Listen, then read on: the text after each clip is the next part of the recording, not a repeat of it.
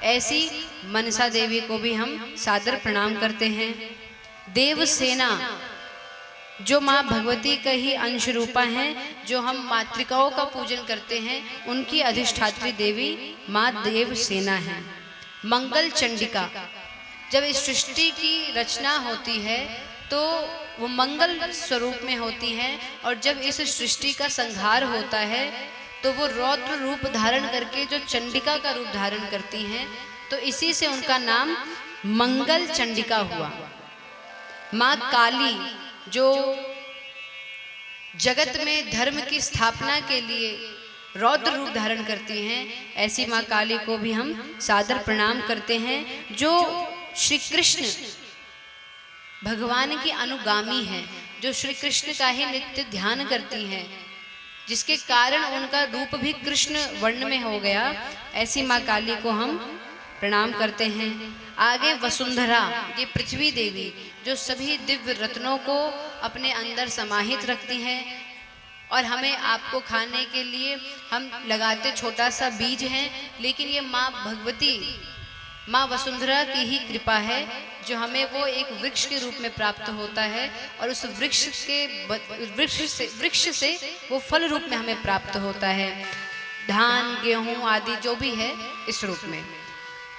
आगे कहते हैं कि प्रकृति देवी की जो कलाएं हैं, जो देवताओं की पत्नी हैं, जितने भी देव हमें नजर आते हैं, जैसे इंद्र हैं तो इंद्र की जो शक्ति है वो इंद्रायणी है, अग्नि की जो शक्ति है वे स्वाहा हैं, यज्ञदेव की जो पत्नी है वो दीक्षा दक्षिणा है, पितृदेवों की जो पत्नी है वो स्वधा है, कपिल भगवान की जो पत्नी है धृति, सत्य देवी की पत्नी सती, सुकर्म देवी की पत्नी कीर्ति, उद्योग देवी की पत्नी क्रिया, ज्ञान की 3 पत्नियां बुद्धि मेधा धृति, धर्म की पत्नी मूर्ति हैं, रुद्र की पत्नी कालाग्नि है, काल की पत्नी संध्या रात्रि दिवा है, लोभ की पत्नी क्षुधा पिपासा है, तेज की पत्नी प्रभा देहिका है।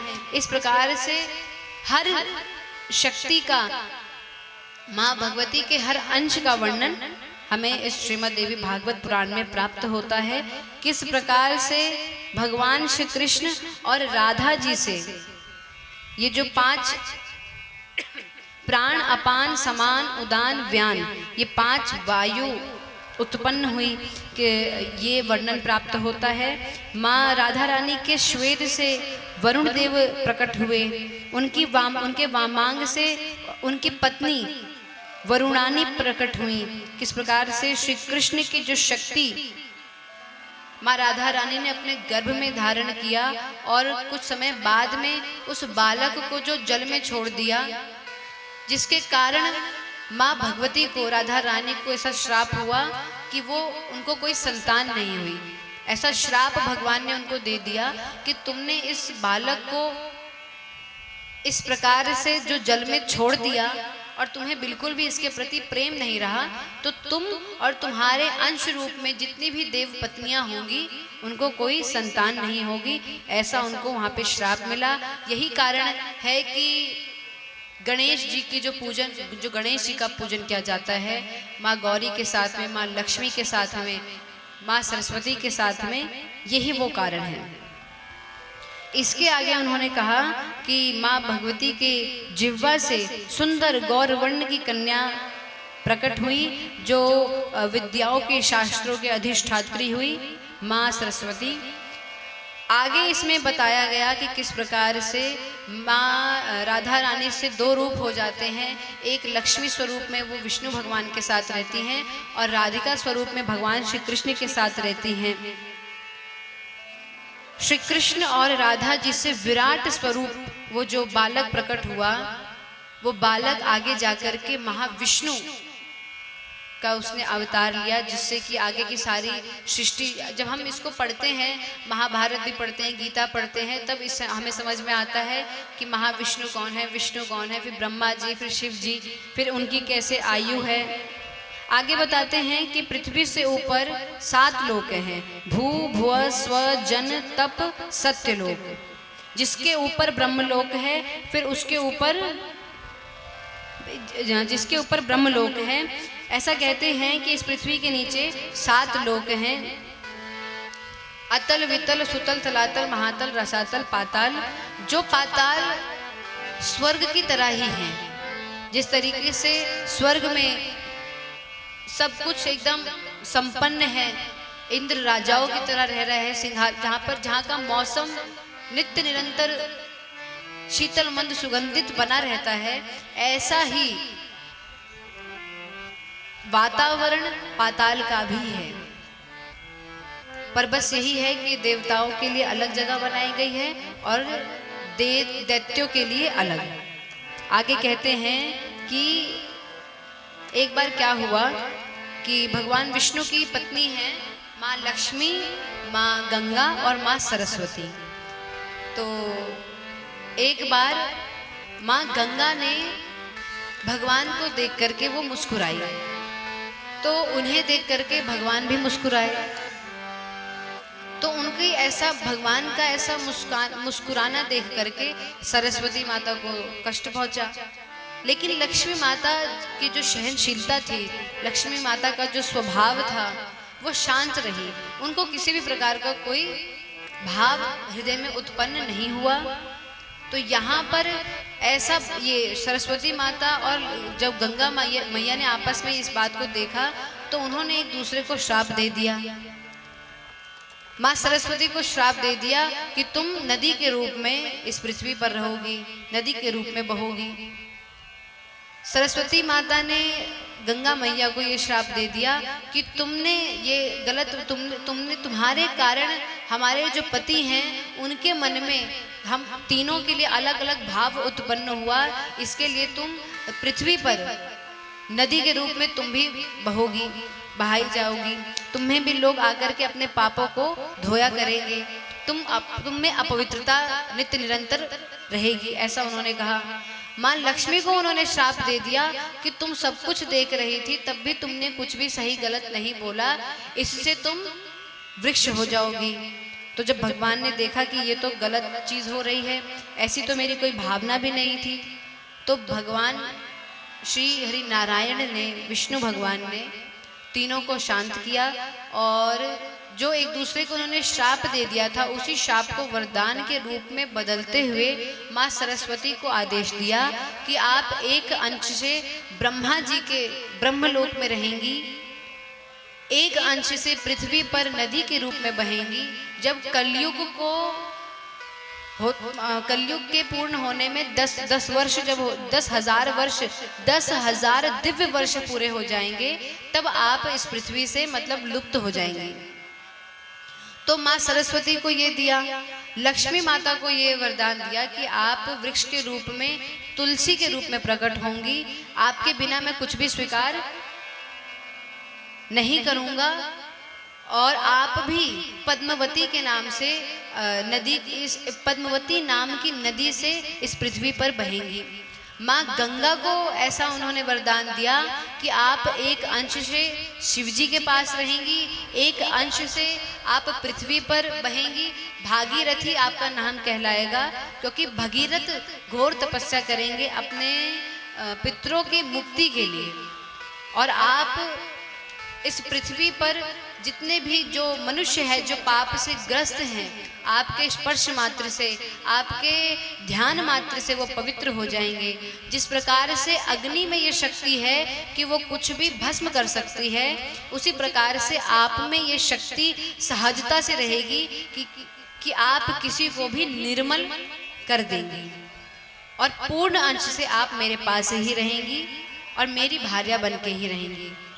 तो इस प्रकार से तीनों शक्तियों को भगवान ने शांत किया और आगे जाकर के राधा रानी की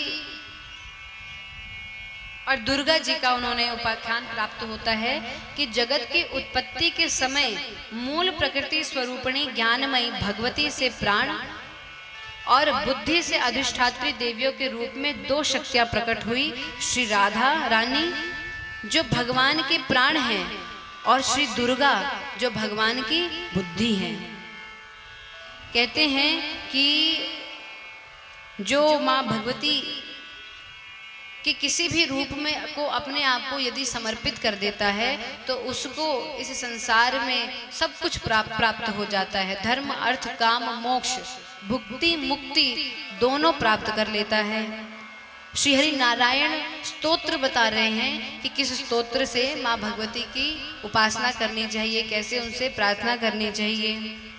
नमस्ते परमेशानी रासमंडलवासिनी रासेश्वरी नमस्तुते स्तु कृष्ण प्राणाधिका प्रिये। नमः सरस्वती रूपे नमः सावित्री शंकरी गंगा पद्मावती रूपे षष्ठी मंगल चंडिके। नमस्ते तुलसी रूपे नमो लक्ष्मी स्वरूपणी नमो दुर्गे भगवती नमस्ते सर्वरूपिणी। मूल प्रकृति रूपां त्वां भजामः करुणार्णवां संसार सागरादस्मान् बद्धाराम्भ दयां कुरु। इस प्रकार से माँ तुलसी के रूप को, माँ सरस्वती के रूप को, सावित्री को, गंगा को, लक्ष्मी माता को प्रणाम करते हुए ऐसा कहना चाहिए कि हे अम्बे, मूल प्रकृति स्वरूपिणी करुणा सिंधु, आप भगवती को हम प्रणाम करते हैं। आप हमारा इस संसार सागर से उद्धार कराइए, आप हमारा कल्याण करिए। ऐसा कह करके भगवान बता रहे हैं कि किस प्रकार से माँ भगवती की उपासना के लिए नवार्ण मंत्र है, जिसमें ऐं सरस्वती बीज है, ह्रीं भुवनेश्वरी बीज है, क्लीं काम बीज है। इन तीनों को एक साथ बोल करके चामुंडाई का पद लगा करके विच्चे का शब्द को जोड़ करके ऐं ह्रीं क्लीं चामुंडाय बिच्चे, ये नवाक्षर मंत्र कहा गया है, जिसके उपासना करने से जिस प्रकार से कल्प वृक्ष से जो भी आप इच्छा करो वो पूर्ण हो जाती है, उसी प्रकार से इस मंत्र के जाप करने से आपकी सारी इच्छाएं पूर्ण होती हैं। इस मंत्र का जाप करने से पहले महाकाली, महालक्ष्मी, महासरस्वती का ध्यान करना चाहिए। महाकाली का ध्यान करना चाहिए कि हाथों में खड्ग, चक्र, गदा, धनुष बाण, शूल, कपाल, शंख धारण किए हुए नाना विधि के आभूषणों से अलंकृत होकर के 10 चरण, 10 मुखों, 10 हाथों वाली महाकाली को हम प्रणाम कर रहे हैं। महालक्ष्मी का ऐसा ध्यान करना चाहिए जो हाथों में अक्षमाला, परशु, गदा, धनुष, बाण, पद्म, दंड, शक्ति, खड्ग, कमल, घंटा, मधुपात्र, शूल, पाश, सुदर्शन धारण किए हुए हैं। ऐसी माँ भगवती जो रक्त कमल पर विराजमान है, ऐसी माँ महालक्ष्मी का हम ध्यान करते हैं। महासरस्वती का ध्यान करना चाहिए जो अपने कर कमलों में घंटा, शूल, शंख, मूसल, धनुष बाण, सुदर्शन चक्र धारण किए हुए हैं, कुंद के समान मनोहर कांति वाली हैं, वाणी बीज स्वरूपिणी हैं। ऐसी महाभगवती महासरस्वती को हम ध्यान करते हैं और सबका ध्यान करके फिर अपने एक आसन को सिद्ध करके अपने इंद्रियों को संयमित करके अपना एक ध्यान लगा करके पहले तो माँ भगवती के पूरे रूप को ध्यान करिए। अगर अब कोई उनका रूप नहीं आप ध्यान कर पा रहे तो जिस भी रूप से आपकी प्रीति हो, 9 दिन में हम 9 मैयाओं की पूजा करते हैं। किसी में उन्होंने बच्चे को ले रखा है, किसी में उन्होंने चंद्रमा को अपने शीश पर सुशोभित कर रखा है, किसी में उन्होंने साधु रूप धारण कर रखा है, किसी में वो ब्रह्मचर्य में है, किसी में वो एक नन्ही बालिका है, किसी में वो सिद्धदात्री बन रखी हैं। तो माँ के किसी भी रूप को, किसी भी लीला को ध्यान में रख करके उनका ध्यान हमें करना चाहिए। या तो आप उनके उस स्वरूप को ध्यान करें या तो आप सीधा सीधा माँ भगवती के प्रेम स्वरूप का ध्यान करें जो कि है माँ श्री राधा रानी। जो भक्ति स्वरूप में, प्रेम स्वरूप में हर वैष्णव के हृदय में वास करती हैं, हर भक्त के हृदय में वास करती हैं। इस मनुष्य, ये जो मनुष्य जन्म प्राप्त हुआ है तो इसमें प्रेम मिला ही हुआ है। बस यही है कि हमारा आपका प्रारब्ध, हमारे आपके कर्म, हमारे आपके द्वारा किया गया द्वेष, ईर्ष्या, मात्सर्य, ये भाव इतना ज़्यादा उठने लगता है, हम प्रपंच में इतना ज़्यादा पढ़ते हैं कि हमारे अंदर जो अथाह प्रेम है, वो प्रेम जिस तरीके से जो वो क्या होती है, वो जो पानी में पड़ जाती है, क्या कहते हैं उसको, जो हरा हरा हो जाता है, काई। जब पानी पे काई जम जाता है तो वहाँ पे पानी नज़र नहीं आता, हमें लगता है कि यहाँ पर पानी है ही नहीं, और जबकि उसके अंदर अथाह जल है, अथाह पानी है उस सरोवर में, पर काई के जमने के वजह से हमें वहाँ पर भ्रम हो जाता है। इसी तरीके से हमारे आपके जीवन में अथाह प्रेम है कि हम उस प्रेम को जितना लुटाएं वो उतना और बढ़ेगा, परंतु उसमें ईर्ष्या, काम, क्रोध, मद, मोह, लोभ, कलयुग का प्रभाव, हमारे प्रारब्ध, हमारे द्वारा किया गया प्रपंच इतना ज़्यादा फैल जाता है कि उसमें काई जम जाती है और हम भ्रम में पड़ जाते हैं। तो इस भ्रम में हम ना पड़े, ऐसे ही इसी के लिए भगवान ने लीलाएं करी हैं। भगवान अवतार लेते हैं, भगवान लीला करते हैं दैत्यों, दानवों, अधर्म को नष्ट करने के लिए, जीव जंतुओं को आनंद में रहने के लिए, वो आनंद में रहें, उन्हें किसी प्रकार का कष्ट ना हो, इसलिए तो वो अवतार लेते ही हैं। पर उनका मुख्य कारण है कि वो ऐसा क्या करें जिससे कि वो अपने भक्तों के पास रहें। इसी से इतने तीर्थ, इतने धाम हमें आपको, यह हमारा आपका सौभाग्य है कि हमें ऐसे धामों के दर्शन करने को मिलते हैं जहां भगवान ने एक बार अपने चरणों को रखा है। वृंदावन जैसे, बद्रीनाथ धाम, केदारनाथ धाम, ऐसे ही बहुत ही सुंदर, जहाँ पर प्रेम की वर्षा होती है, जहाँ पर पत्ता पत्ता माँ राधा का नाम जपता है, जहाँ पर जहाँ का कण कण कोई भक्त है, कोई संत है, कोई तपस्वी है, कोई मनस्वी है, ऐसे उस बरसाना में, उस वृंदावन में हमारा ध्यान लगे, वो प्रेम स्वरूप में हमारे जीवन में आए, ऐसे माँ भगवती से प्रार्थना करते हुए वृंदावन की ओर चलते हैं और राधा राधा नाम संकीर्तन के साथ में कथा को विश्राम देते हैं।